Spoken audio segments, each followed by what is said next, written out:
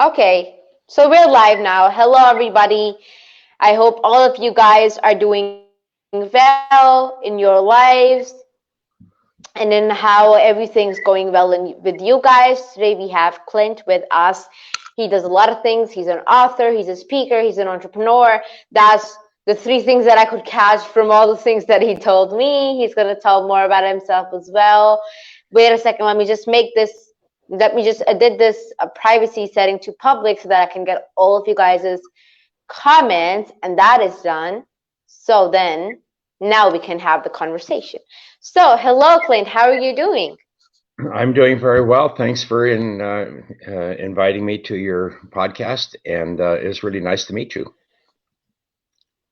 It's really nice to meet you too. So three of the things that I could catch, I said, but is there anything that you might want to add as to what you do as well?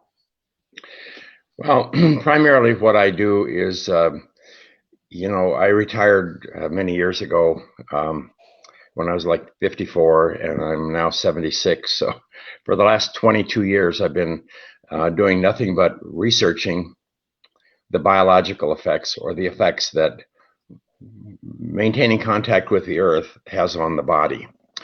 So, but we have published maybe 25, 30 peer-reviewed studies that demonstrate that physical contact with the electrical surface charge of the earth affects everything in our physiology, everything from our nervous system to our blood, to our mental state, to our nervous system, and so on.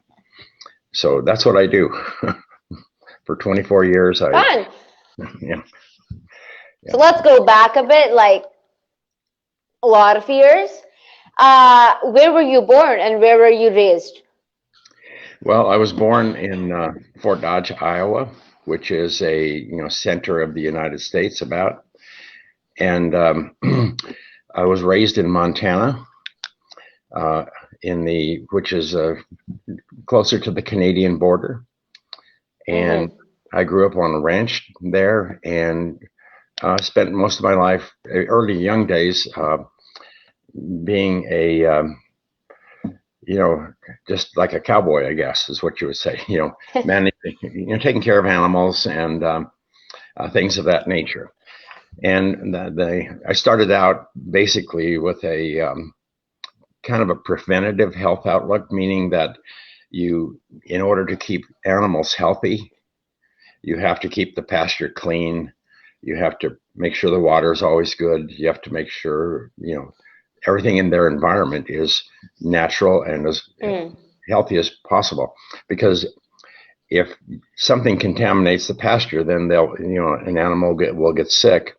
Then you have to call the veterinarian, and then you have to call the banker and say, we can't afford the vet bill, so we're out of here. So it's really important. I learned early on about prevention rather than cure.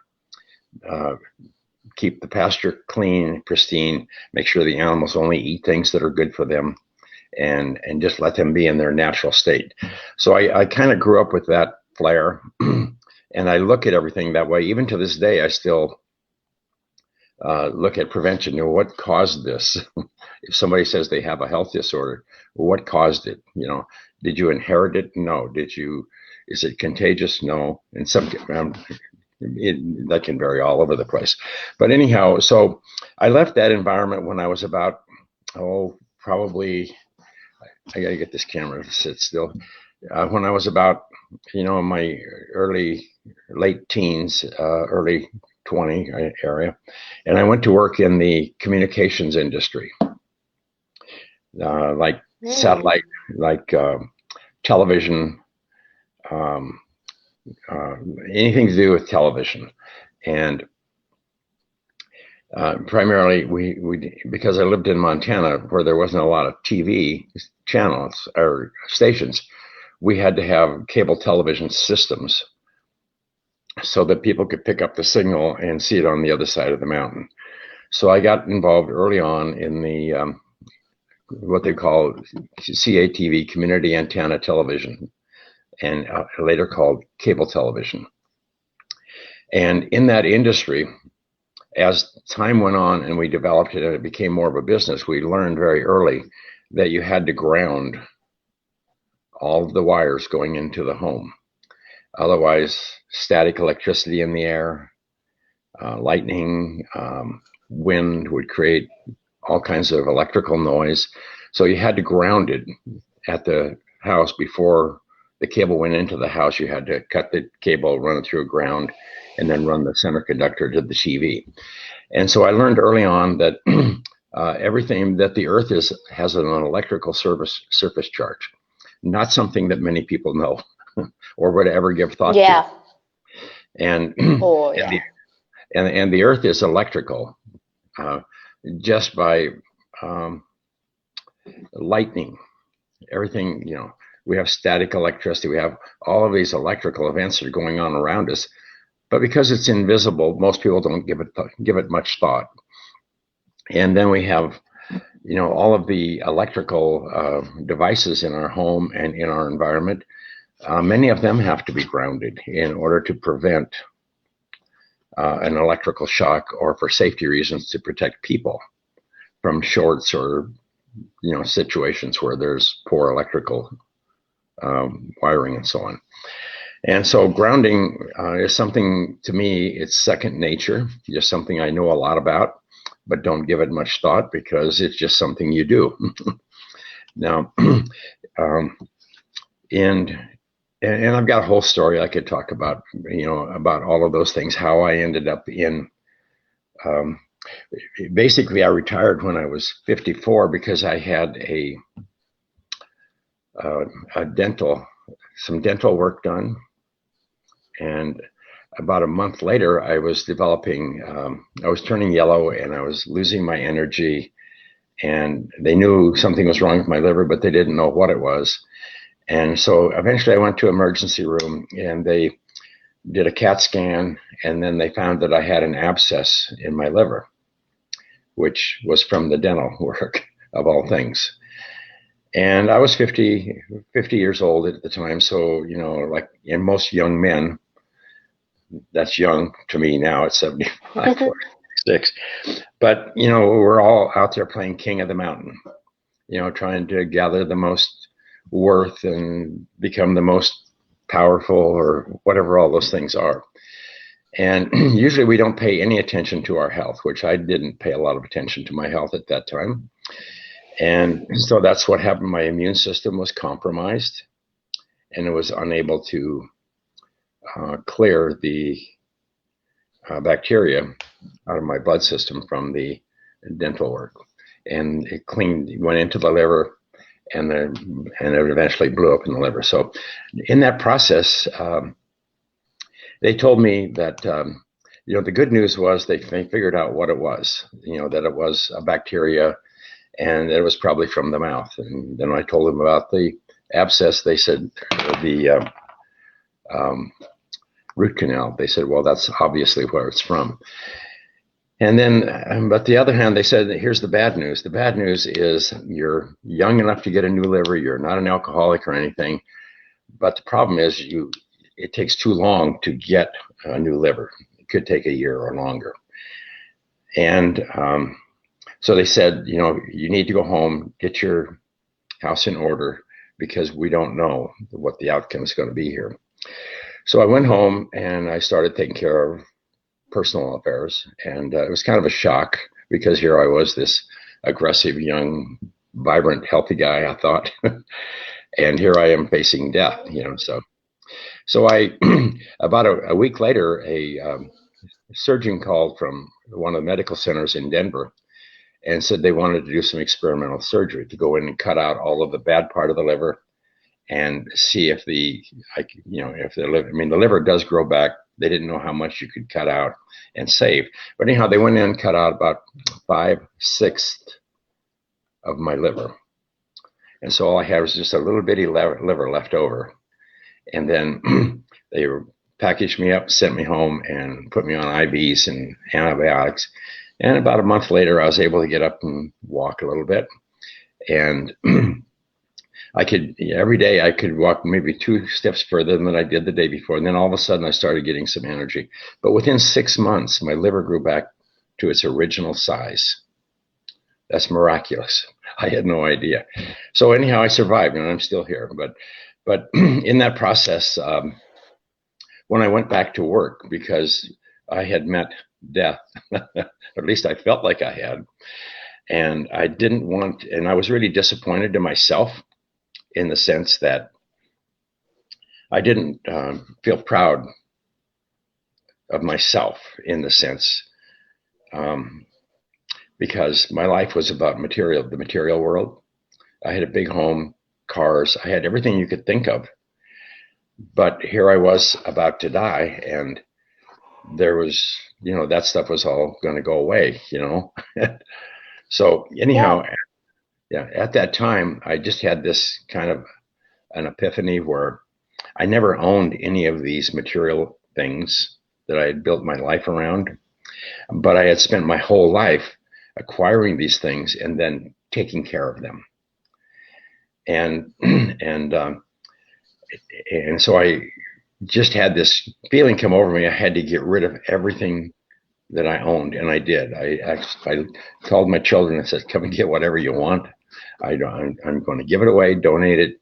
You guys take what you want." And that's what I did. And I ended up buying a small motorhome, and I traveled around the United States for about 4 years, looking for something.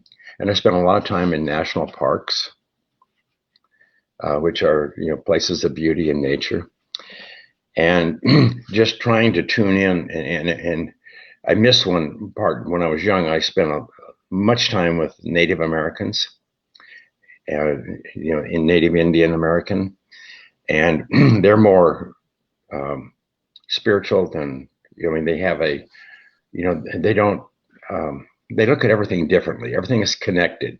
Everything's one thing, and they don't look at ownership. If somebody in the tribe owns something, everybody else has access to it. It's anyhow, they don't look at ownership the way we do. They don't know how you can own a tree or a mountain or nature. You can't own this stuff. This is, So anyhow, I've had that feeling in the back of me. So I went back to those roots after this experience, and I just had all these visions of my past and everything. And then so anyhow, I just spent 4 years running around the nation, national parks, see my kids here and there. And then one day I was down in Florida, and I had this sense come over me that nature was, the earth was trying to tell me something. Nature, the force of nature, the thing that most people find hard to put words around. And so I just had this urge that I had to go back west, and I had to do something important. But I did not want to make my life about money again. I did not want to own things. I did not want to get caught up in that world. So anyhow, I headed back to California. It took me a week or two, and I got there. I didn't like it, so I ended up going back to Arizona and up on the. I ended up accidentally in Sedona, Arizona. And I woke up one morning there, when I pulled in that night. I woke up the next morning, and it had beauty all around. It was kind of red rocks and cliffs, and it was just a sense of energy that felt good. So I said, I'm not leaving here. I'm going to stay here. So I stayed there for about a year and a half, and I got involved locally with a lot of the art galleries, because I understand art. I have a feeling for art. I kind of understand what the artists are trying to do and the sense of it.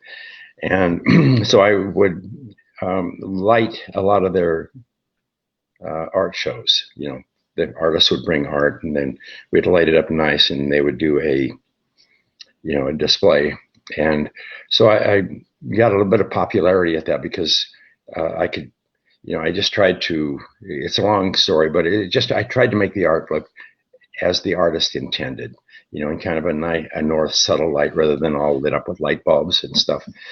And but anyhow, after a period of time, I had a computer one day that was crashing. Every time I would touch it, it would get glitches, and I'd have to shut it down, bring it back up, and start over. So I realized one day that it was static electricity on my body, that when I touched the computer, it was creating that glitch. So what I did is I took a piece of copper tape and I taped it across my desk. And then I connected it to a ground wire and connected it to the electrical ground in the wiring. And then whenever I touched the computer, I would touch the tape first. Then I would go touch the computer, and I never had the problem again. But after I did that, I went outdoors that day and sat on a bench in Sedona, Arizona, and a tour bus pulled up. And they were tourists, foreign tourists. I believe they were from Japan. And anyhow, when they got off the bus, they all had these big white Nike type tennis shoes. And I have no idea why, but intuitively, the thought went through my mind, I wonder if there's a problem with humans no longer being naturally grounded, because I knew what ground was, but no one else does. And I knew that when you wear tennis shoes or rubber sole shoes, that you're insulated from the earth. You're no longer energetically connected to the earth. You're like an astronaut in space. And and I didn't know.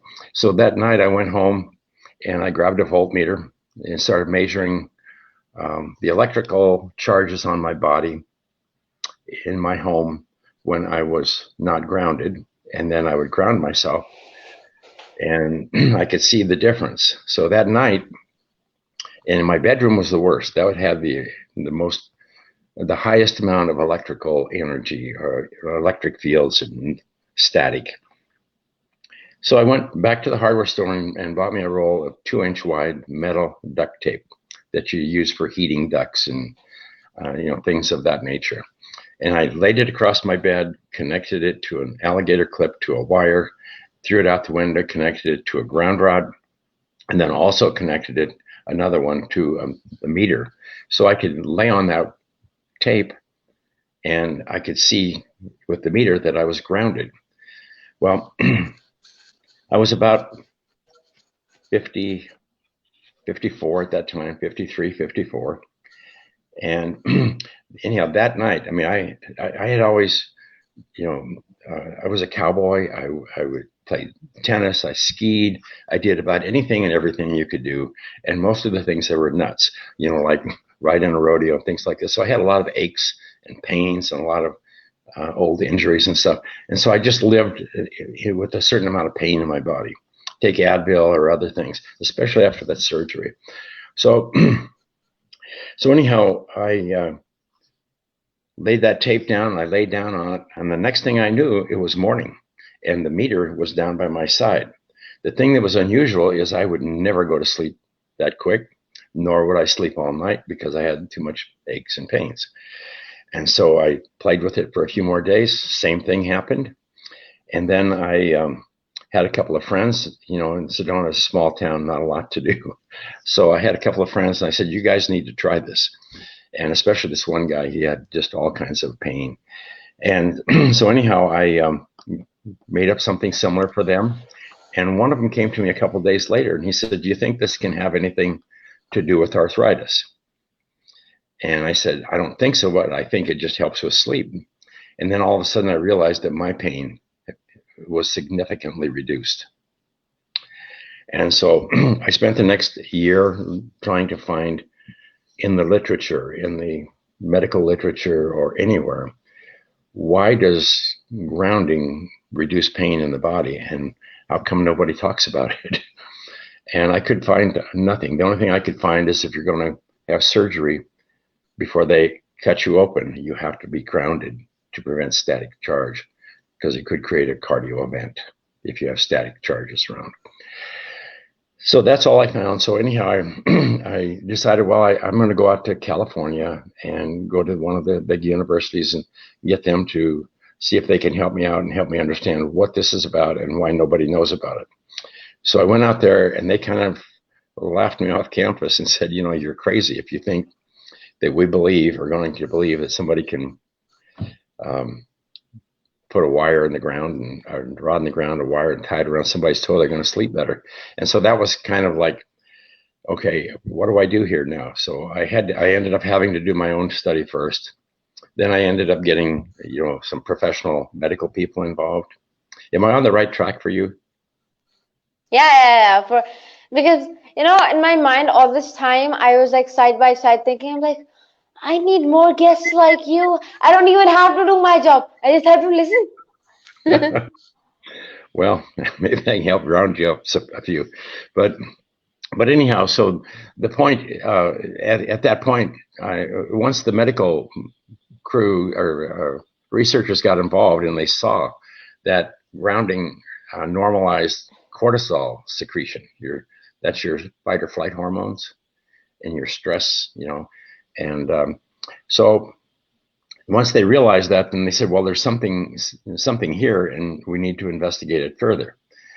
And so then that set off this um, research program where we, over the last 20 years, it's surprising. Why does it take 20 years to educate people? Well, they want scientific proof. So, but anyhow, so what we did is we produced, 24 peer-reviewed studies, and then we have dozens of published papers uh, laying down the science. But the thing that was most interesting about all of this was that it was about 202. I ran into a cardiologist by the name of Dr. Steven Sinatra in the United States. And I was telling him and demonstrating to him what we were experiencing and the results we were getting. And he said, Clint, because what we were doing is we were eliminating pain in just a minute. And he said, Clint, you can't research pain because pain is subjective. He said, what you need to research is inflammation, because you can't have pain unless you have inflammation first. So if you have a pain in your body, you have an inflammatory process going on. But at that time, nobody knew what inflammation was. The word inflammation was not in the language. I mean, and this is just 20 years ago. I mean, 204 was when they started talking about inflammation. And so then what I had to do was start trying to understand something that wasn't in the literature very much. And what I ended up finding is that anytime you have a pathogen or a damaged cell, you have a cut, you have a sting. What that is, that's neutrophils, white blood cells. The immune system is sending them over, and they encapsulate the pathogen or the damaged cell, and then they release what they call reactive oxygen species, free radicals. And what makes them a radical is they're missing an electron. So that means they can steal an electron from something else. So anyhow, these reactive oxygen species, they strip electrons from the pathogen or the damaged cell and destroy it. That's how the immune system works. It's crazy. So I'm overwhelmed. yeah. So anyhow, we we didn't understand what the mechanism. We understood that neutrophils were involved, and they were releasing this acid. And the only thing we knew is if we ground somebody, the pain stops. So myself, knowing that the electrical surface charge of the Earth is electrons, they're free electrons able to move and reduce charge. And so all I could assume was that is when we ground a person, then the electrons from the Earth are being absorbed by the body, and they reduce the reactive oxygen species and prevent the inflammation. And that was the discovery. And so but still nobody could understand it. Nobody could believe it because they didn't even know about inflammation. I mean, this is the medical community and the research community. They're more into creating drugs or creating palliative care, giving you things that will help you deal with your symptoms until you die and make you feel better. That's what a lot of the drugs are about. The medical, the drugs that I'm familiar with here. In India, they're probably a lot different. But anyhow, and they're not into, they're just now getting into nutrition and food and all of the normal, indigenous type reliefs,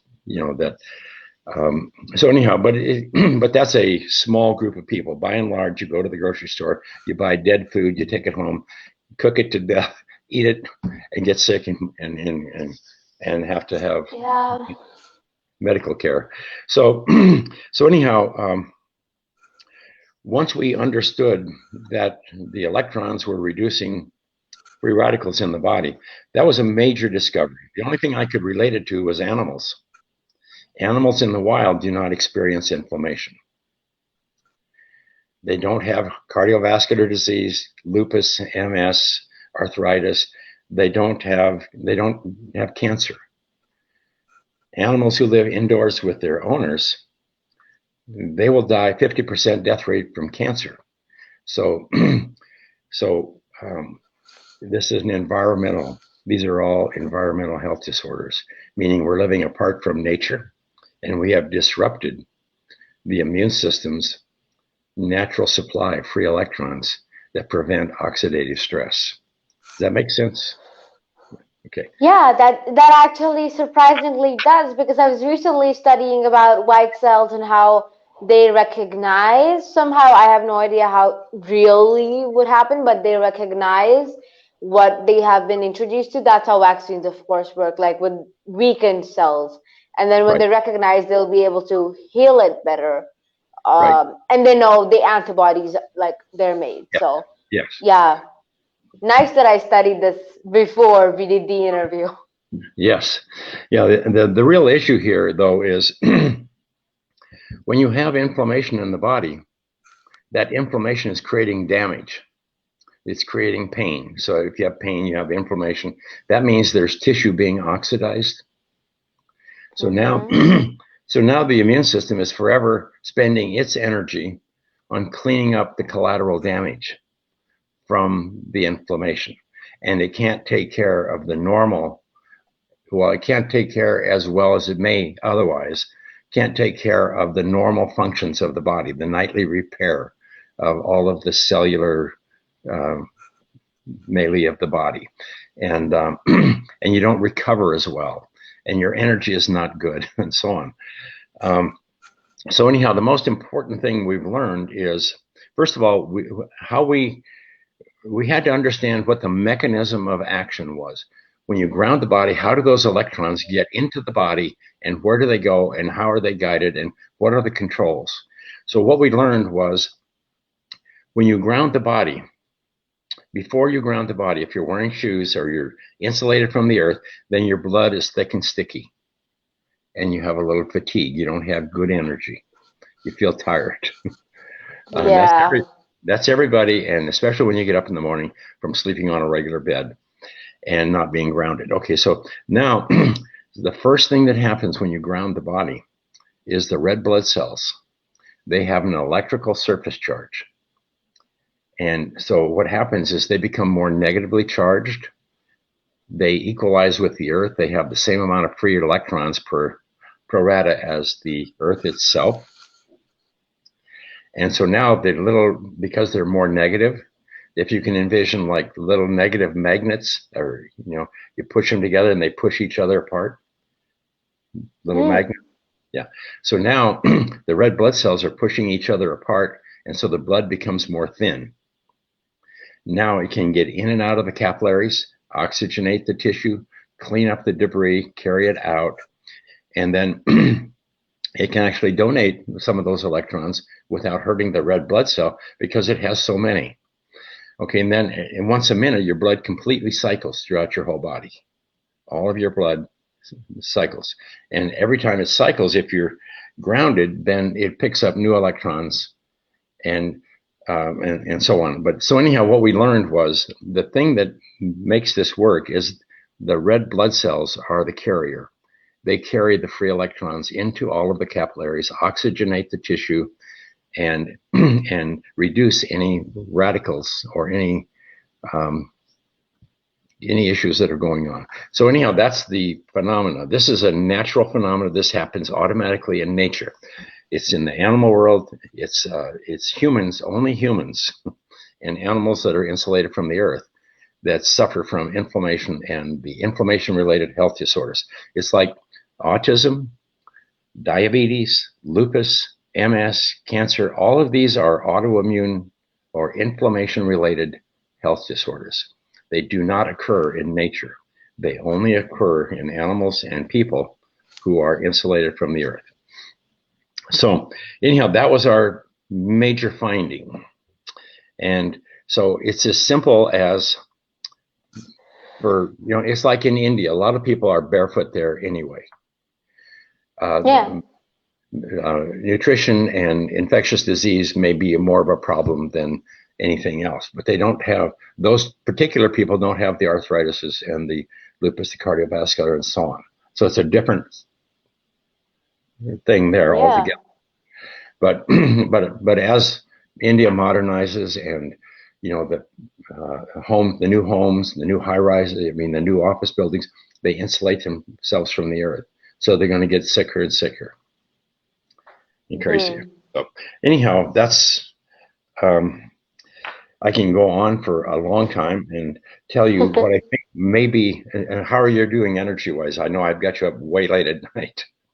Oh yeah, that was what I was gonna say. I'm like, sorry if you might think this rude if I yawn in between, but the thing is that it is quite late here. I mean, but I feel why I want to do this, because I really want to do this, so I don't want to miss this. However, that's why I'm up anyway.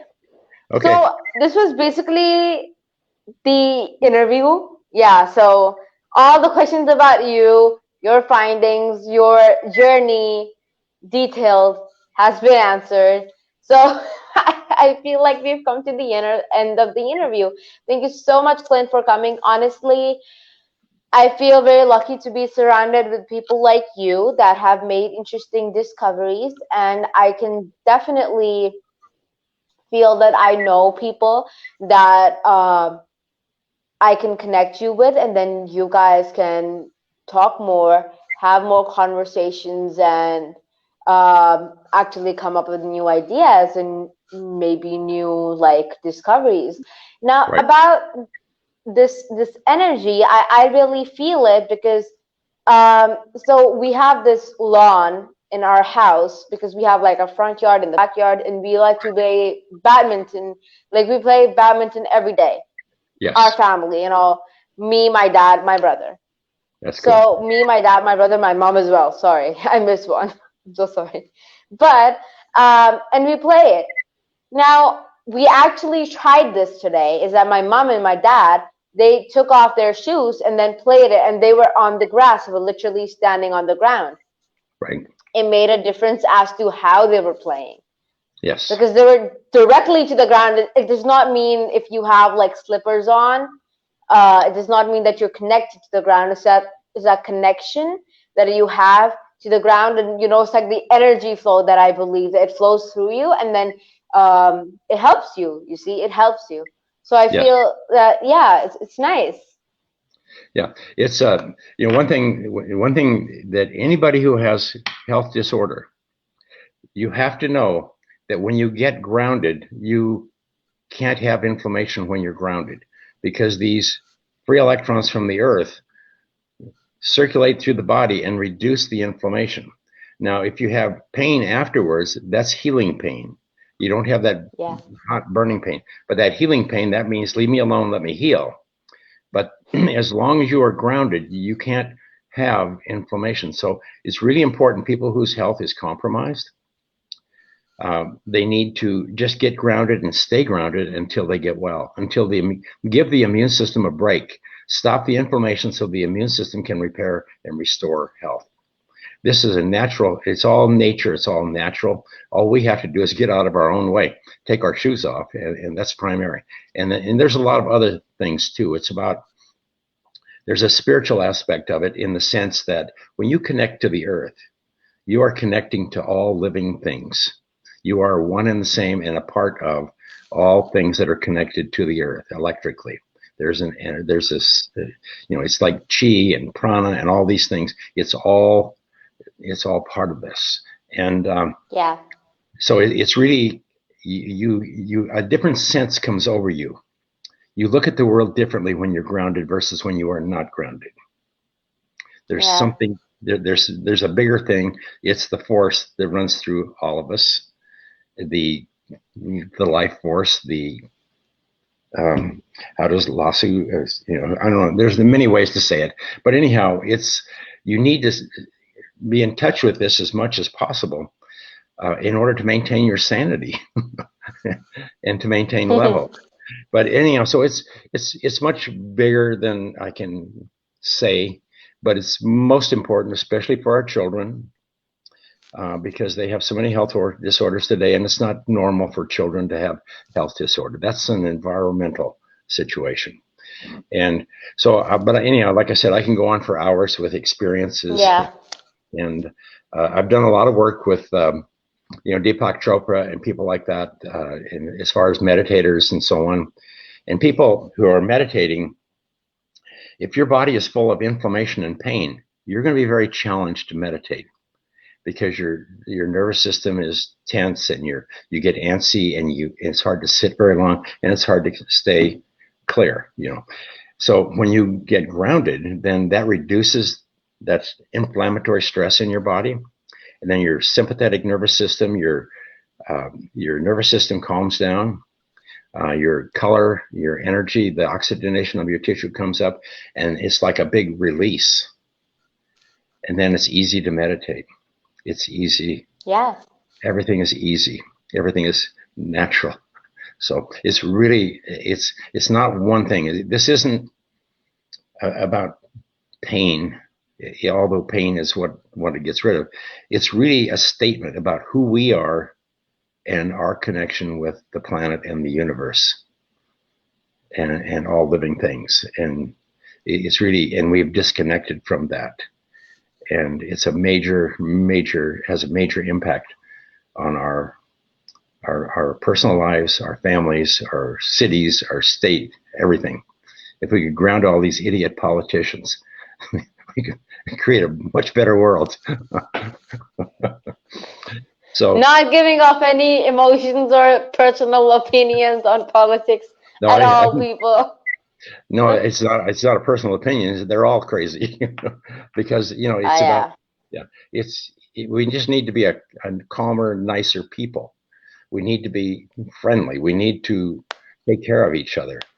And when you get grounded, it reduces all that stress and all of that anxiety and irritability, that depression, that anger. It just dissipates it. And then you can smile and be happy. And then that's contagious.